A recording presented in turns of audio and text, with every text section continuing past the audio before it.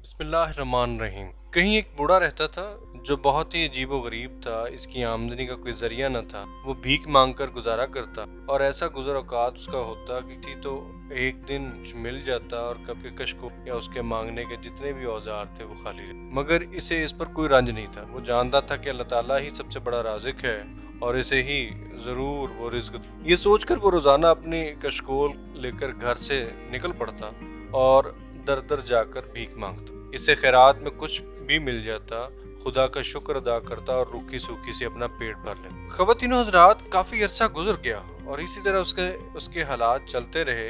वो बूढ़ा फकीर पहले से कमजोर हो गया, इसमें पहले से चलने फिरने की सकत न रही और दर दर की जाकर खैरात नहीं मांग सकता। कमजोरी नकाहत ने इसका बुरा हाल कर वो सोचने लगा, अब क्या करें। आखिर एक दिन बड़ी मुश्किल से घर से निकला और आहिस्ता आहिस्ता चलता हुआ कदम कदम दिल पे बोझ लिए हुए आगे बढ़ता गया। इस कदर बोझल हो चुके थे उसके वो अकदाम कि उठाए जाने मुश्किल हो। वो अपना कदम घसीटता, आगे बढ़ता, फिर सांस लेता, रुकता, फिर कदम उठाता, आगे बढ़ता।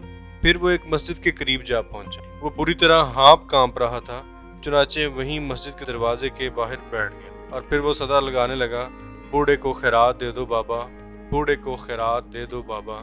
इसे सदा लगाते हुए देखकर एक शख्स बूढ़े के पास आकर कहने लगा, अजीब है मको बाबा, यहाँ तो कोई रहता नहीं। बूढ़े ने पूछा, फिर ये किसका घर है? इस आदमी ने कहा, ये अल्लाह का घर है।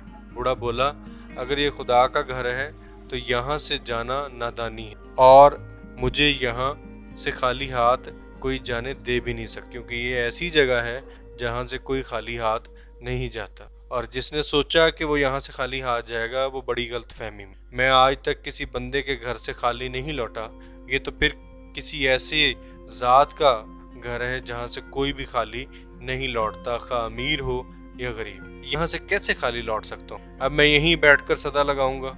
मुझे यकीन है इसके घर से मुझे कुछ न कुछ जरूर मिलेगा और मैं खाली हाथ नहीं जाऊँ। ये कहकर बूढ़ा वहीं बैठकर सदा लगाता रहा। काफी वक्त गुजर गया। अब तो भूख के मारे इसका बुरा हाल हो रहा। इससे वहां बैठा भी नहीं जा रहा था। होंठों पर जान आ चुकी थी। जिंदगी की कुछ सांसें बाकी थी। इतने में एक शख्स चिराग हाथ में लिए वहां आया।